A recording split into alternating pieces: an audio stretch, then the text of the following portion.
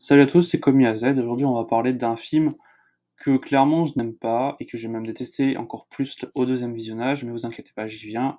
Il s'agit du film qui s'appelle Escape Room. Alors, pour mettre les choses au point, majoritairement, quand vous regardez dans ma playlist de critiques ciné précédentes, fiche en haut à droite, vous constaterez que jusqu'à présent, j'ai traité des films où j'essayais de rester objectif, mais c'est des films que très globalement, en général, j'aimais. Limite ouais, vraiment à la limite, Peninsula, bon, je suis pas giga fan, mais j'arrive à lui reconnaître deux trois qualités, même si clairement, je pense que ça suffit pas pour le revisionner. Mais majoritairement, c'est des films que au moins je pouvais regarder à nouveau sans trop me prendre la tête et ça va être tranquille. Je sais que le film est bien, je passe un bon moment, il se passe des trucs et c'est ok. Bon, le film dont on va parler aujourd'hui, je ne l'aime pas. Je ne l'aime pas pour plein de raisons, mais je vais d'abord commencer par vous raconter l'histoire de ce film, qui est pas très intéressante, et clairement, ça va tenir en trois lignes, parce qu'il n'y en a pas. Enfin, c'est très peu en tout cas. Donc, pour faire dans le même ordre. Donc le film, donc on commence avec une scène un peu bizarre de nuit, où on survole une ville, je sais pas trop laquelle, et on entend une espèce d'enregistrement radio d'un espèce de maître du jeu qui est en train de torturer quelqu'un, enfin on sait pas trop ce qui se passe. Habituez-vous à ça parce qu'on ne sait jamais ce qui se passe dans ce putain de film. En fait, bon, clairement, il est assez clair quand tu sais ce qui se passe ensuite que c'était une précédente partie de Escape Room, justement donc tout le centre du film. Mais on ne sait pas ce qui se passe à la fin de cet enregistrement, enfin en tout cas c'est pas très clair, on suppose que la personne meurt mais on n'en sait rien. Ça tombe bien parce que la fin non plus on n'en sait rien. Justement. Donc ensuite, après ça, on découvre un groupe, j'ai envie de dire un groupe d'amis, mais ils se détestent tellement dès le début du film que je suis même pas sûr qu'on puisse appeler ça comme ça. Un groupe de connaissances qui clairement se détestent les uns les autres. C'est pas très clair au début, mais clairement, dès qu'il commence à se passer des trucs, ça l'est, c'est évident. Déjà, ils se font des remarques clairement pas très sympas entre eux. Déjà au dîner, hein, genre vraiment avant que toute l'intrigue se lance. Déjà, tu sens des tensions entre eux. Parce qu'en général, dans ce genre de film, où justement un peu à la façon de Saw, vous voyez peut-être un peu de quoi je parle, souvent c'est des personnages qui, à la limite, sont neutres l'un envers l'autre, et qui vont se retrouver dans des circonstances qui vont les obliger à se liguer l'un contre l'autre pour survivre en fait. Et là, il n'y a même pas besoin de faire des efforts, c'est-à-dire que clairement ils se détestent déjà dès le début, c'est d'ailleurs un reproche que j'ai régulièrement fait à ce film, c'est que les personnages déjà ils s'aiment pas de base, et tu les mets dans un truc comme ça. Donc c'est vrai que c'est un peu bizarre, ça marche pas trop, et du coup t'as aucune empathie envers eux, puisque tu les aimes pas déjà, et eux ils s'aiment pas entre eux déjà, donc ça commence pas très bien. Je sais pas trop si c'était un choix du film, mais c'est vrai que c'est un choix bizarre en fait. Et donc, du coup, il y a toute cette histoire d'invitation mystérieuse, attention, pour faire un truc de ouf et tout. Donc, l'escape game se passe majoritairement plutôt bien au début, jusqu'à ce que un des couples se retrouve bloqué dans une salle. Donc, ils ont donné la bonne réponse. D'ailleurs, c'est un peu mon principal problème. Ils ont donné la bonne réponse, au final. Donc, ils sont en train de se réjouir et tout. Et se met à tomber du plafond de l'acide. Alors, je sais plus lequel, peut-être de l'acide chlorhydrique, je sais pas. Enfin, en tout cas, ça les tue de façon horrible, et c'est peut-être un des seuls trucs qui fonctionne bien dans ce film d'ailleurs, parce que c'est assez tragique, puisque tout le monde le voit, tout le monde les voit en train de finalement de crever, hein, ça y a pas d'autre mot, à travers la fenêtre, et eux ils peuvent rien faire en fait. La porte est fermée, elle s'est refermée devant eux, ils peuvent rien faire. Donc vraiment ils sont, ils sont obligés de les regarder mourir. C'est là qu'ils comprennent d'ailleurs qu'il y a un truc qui va pas, et il y a une de leurs amies, la blonde, parce que j'ai oublié son nom, on va pas se mentir, on s'en fout. Elle était dans une espèce de cage qu'on voit aux caméras. Et bon, évidemment, les personnages au début ils ont cru que c'était un espèce de jeu de rôle normal, tu vois. Déjà, il est bizarre ton jeu de rôle, mais passons. Mais évidemment, là, on commence à comprendre que c'est réel. Voilà, le bordel est réel, et franchement, cette scène est bonne. Ensuite, donc, il y a déjà des tensions qui commencent à émerger très vite. Forcément, ils commencent à perdre leur calme, à essayer de faire des trucs. Ils se mettent à passer par un espèce de conduit, en fait, et se retrouvent à devoir résoudre une énigme qui ne sert à rien à part déclencher un piège qui va en embrocher un des deux, un des trois survivants. Ouais, il reste déjà plus que trois personnes en comptant la fille qui est dans la cage, donc ils sont plus que deux finalement. C'est parti assez vite, et franchement, je vous l'ai fait en rapide, mais le film est long à se faire chier, mais c'est horrible. Surtout le début, en fait. C'est-à-dire vraiment le dîner dure une plombe. Euh, Vraiment, toute l'introduction est très longue. Mais là, là, je vous le résume vraiment en quelques secondes pour vous dire que tellement il ne se passe rien du tout. C'est vraiment un truc de ouf. Le reste, c'est vraiment un escape game sans intérêt. Puisque de toute façon, même quand ils trouvent les bonnes réponses, il leur arrive un truc.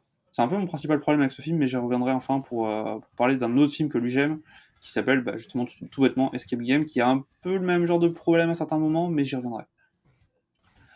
Donc, on a déjà plus que deux personnes, en comptant la personne, en comptant pas du coup la personne qui est en cage, hein, parce que pour moi elle est bloquée dans le film, donc elle fait rien. Donc, il se retrouve uniquement le mec de la nana qui est enfermée et une autre fille qui était un peu intéressée par lui. De manière très subtile, évidemment. C'est pas vrai. C'est pas subtil. Donc, qu'est-ce qui va se passer? Ils vont découvrir un espèce de mécanisme. En gros, il faut mettre le bras dans l'ours et maintenir une espèce de... bon, je sais pas comment ça s'appelle, mais une espèce, disons, une espèce d'interrupteur à tirer. Et en gros, quand tu fais ça, le problème, c'est que la bouche de l'ours se referme. Évidemment, tout le plan est calculé pour que tu sois obligé de laisser la personne qui est en train de tenir l'interrupteur se faire détruire le bras pour passer, et puis du coup ça l'enferme dans la salle, donc il va mourir d'hémorragie. Sympa. Je pense que c'est la pire mort du film. Elle est tragique parce que tu ne la vois même pas, mais que, bon, vu le bruit que ça a fait, t'as pas très envie d'être à la place de la meuf qui est en train de tenir la porte à ce moment-là. Parce qu'évidemment, le gars, pour essayer de retrouver sa copine, il est obligé en fait de tirer la porte, ce qui active encore plus le mécanisme, jusqu'à péter le bras de la meuf qui est en train de tenir. On est dans un film sympa. Juste après ça, donc, le mec est persuadé que c'est à cause de la fille que tout ça est arrivé, parce que c'était elle qui voulait un peu un espèce de jeu dangereux, enfin un espèce de truc un peu inédit. Pour le coup, c'était inédit, ouais. Et du coup, donc il a pété un câble contre elle, et on se retrouve encore avec un mécanisme à la con, où en fait, il faut choisir, tous les deux doivent choisir qui ils sauvent. Ils choisissent ironiquement tous les deux de sauver le gars, et c'est lui qui se fait transpercer par un espèce de mécanisme à la con qui le tue quasiment sur le coup. Je comprends pas ce film. Voilà, à chaque fois qu'ils font un truc qui correspond à ce qu'ils attendent, ça tue la personne. C'est stupide. C'est vraiment, tu trouves la réponse. Ah, bah vous avez trouvé la réponse. C'est idiot. Enfin, je veux dire, c'est pas un escape game, ça. C'est juste du sadisme pur, quoi. Même dans certains épisodes de Saw, c'est pas aussi sadique, quoi. Vraiment. Il y en a que quelques-uns, mais c'était pas le vrai tueur Jigsaw, c'était un imitateur, c'était l'ancien flic véreux là qui faisait ses vengeances personnelles, où du coup tu faisais ce qu'il te demandait de faire et en plus il te tuait quand même. Mais franchement, on en est là quoi. Donc voilà, donc du coup après tout ça, après toutes ces morts, finalement la fille est relâchée. Je rappelle qu'elle est nue et qu'elle se retrouve dans la rue en pleine nuit. Et je sais pas si elle aura pas valu mieux mourir à ce moment-là en fait. Mais coup de chance pour elle, il y a personne, et elle trouve même une cabine téléphonique. Ouais, en 2022, ce serait compliqué, je vous mens pas. Et donc, elle appelle le 911 donc pour dire à la police, etc. Et on entend finalement que l'appel est intercepté par le gars qui a organisé tout ça et qui se moque d'elle en disant que c'est exactement, elle était venue pour ça, parce que c'est exactement ce qu'elle voulait, etc. Bref, donc il y a tout ce délire de manipulation mentale, donc ça, encore à la limite, j'ai aucun problème. Le truc, c'est que ça se termine sur elle, en train de pleurer, devant sa cabine, et ça se finit là. Il n'y a pas de sirène de police au loin pour dire que la police est en train d'arriver. Il y a toujours la meuf du 911 qui est en train d'essayer de reparler, mais la meuf elle ne parle plus parce que on sait rien. Et le gars, on ne sait pas ce qu'il fait, et il a l'air d'en avoir pas grand chose à foutre. Voilà, c'était la fin du film.